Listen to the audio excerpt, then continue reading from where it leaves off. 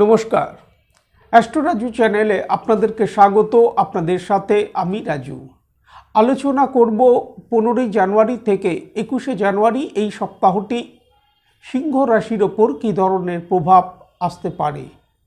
এই সপ্তাহে চন্দ্রমাকে গোচরে কুম্ভ রাশি, মীন রাশি, মেষ রাশি ও বৃষভ রাশিতে ভ্রমণ করতে দেখা যাবে। সপ্তাহের শুরুতেই চন্দ্রমাকে গোচরে আপনাদের রাশির সপ্তম ভাবে অর্থাৎ কুম্ভ রাশিতে অবস্থান করতে দেখা যাচ্ছে। চন্দ্রমাকে কুম্ভ রাশিতে সোমবার পুরো দিন অবস্থান করতে দেখা যাবে। আর্থিক দিক থেকে এই সময় লাভপ্রাপ্তি আসতে দেখা যেতে পারে। ব্যবসায়িক ক্ষেত্রে এই সময় অগ্রগতি আসতে দেখা যাচ্ছে। তবে ব্যবসায়িক স্থলে এই সময় কোনো এগ্রিমেন্ট বা ইনভেস্টমেন্টের ক্ষেত্রে সতর্কতা অবলম্বন করা উচিত। স্বাস্থ্যের প্রতি এই সময় কিছুটা খেয়াল রাখা উচিত। ব্যক্তিগত ইমেজের প্রতি এই সময় কিছুটা খেয়াল রাখা উচিত।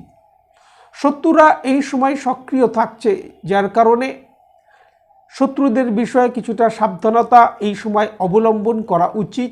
চন্দ্র এখানে শনিদেবের সাথে যুতি করবে, যার কারণে বিষযোগ তৈরি হবে। বিষযোগ তৈরি হবার কারণে মানসিক কিছু সমস্যা এই সময় মনের মধ্যে আসতে দেখা যেতে পারে। এই বিষয়গুলির প্রতি কিছুটা খেয়াল রেখে চলা উচিত এবং নিজেদের কথাবার্তার প্রতি এই সময় নিয়ন্ত্রণ রাখা উচিত। দাম্পত্য জীবনে মতপার্থক্য আসতে দেখা যাচ্ছে, এই বিষয়ে খেয়াল রাখা উচিত এবং সপ্তাহের শুরুতেই খরচের পরিমাণ কিছুটা বৃদ্ধি পেতে দেখা যেতে পারে। এই বিষয়ে নিয়ন্ত্রণ করে চলা উচিত। মঙ্গলবার চন্দ্রমাকে গোচরে আপনাদের রাশির অষ্টম ভাবে অর্থাৎ মীন রাশিতে অবস্থান করতে দেখা যাবে। মীন রাশিতে চন্দ্রমাকে গোচরে বৃহস্পতিবারের আগে পর্যন্ত অবস্থান করতে দেখা যাবে। আটকে থাকা কিছু কাজ এই সময় সম্পন্ন হতে দেখা যাবার সম্ভাবনা। যারা জব পরিবর্তন করতে চাইছেন তারা এই সময় প্রচেষ্টা করলে তা থেকে লাভপ্রাপ্তি আসতে দেখা যেতে পারে। যারা বৈদেশিক কাজ কারবারের সাথে যুক্ত, এক্সপোর্ট ইম্পোর্ট বিজনেসের সাথে যারা যুক্ত বা যারা এমএনসিতে কর্মরত, তাদের এই সময় লাভপ্রাপ্তি আসতে দেখা যাচ্ছে।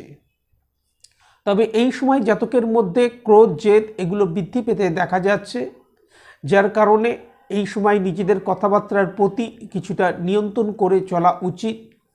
যে কোনো সিদ্ধান্ত নেবার ক্ষেত্রে সাবধানতা অবলম্বন করা উচিত। চন্দ্র এখানে রাহুর সাথে যুতি করবে, যার কারণে গ্রহণ দোষ তৈরি হবে।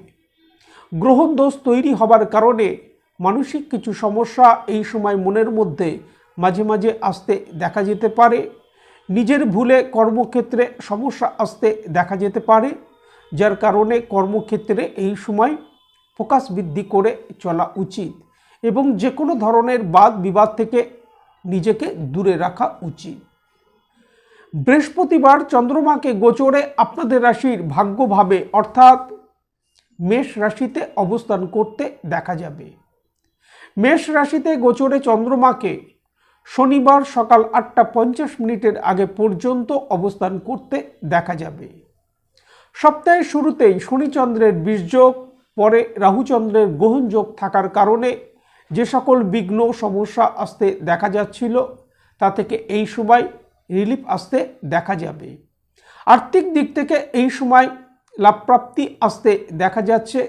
ব্যবসা বাণিজ্য কর্মক্ষেত্রে অগ্রগতি আসতে দেখা যাচ্ছে। আটকে থাকা কিছু কাজ এই সময় সম্পন্ন হতে দেখা যাবার সম্ভাবনা। হঠাৎ লাভপ্রাপ্তি এই সময় আসতে দেখা যেতে পারে। তবে নিজেদের কথাবার্তার প্রতি এই সময় কিছুটা নিয়ন্ত্রণ রেখে চলা উচিত। শনিবার সকাল 8:50 পর চন্দ্রমা গোচরে আপনাদের রাশির দশম ভাবে অর্থাৎ বৃষভ রাশিতে প্রবেশ করবে এবং সপ্তাহের শেষ চন্দ্রমাকে গোচরে বৃষভ রাশিতেই অবস্থান করতে দেখা যাবে। যারা বৈদেশিক কাজ কারবারের সাথে যুক্ত, এক্সপোর্ট ইম্পোর্ট বিজনেসের সাথে যারা যুক্ত বা যারা এমএনসিতে কর্মরত, তাদের এই সময় লাভপ্রাপ্তি আসতে দেখা যাচ্ছে।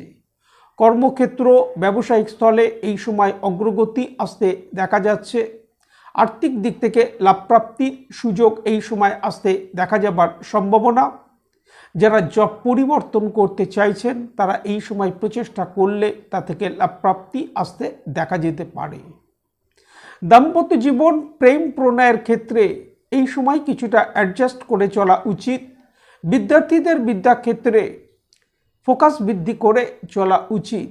শরীর স্বাস্থ্যের ক্ষেত্রে হাই বিপি সংক্রান্ত কোনো সমস্যা, ইনফেকশন, পেটের সমস্যার প্রকোপ এই সময় কিছুটা বৃদ্ধি পেতে দেখা যেতে পারে। এই সময় নিত্য অর্থাৎ প্রত্যহ সকালে স্নান করবার পর যদি সূর্যের উদ্দেশ্যে জল অর্পণ করা যায় তা থেকে যথেষ্ট লাভপ্রাপ্তির সম্ভাবনা। আজ এই পর্যন্ত। নমস্কার।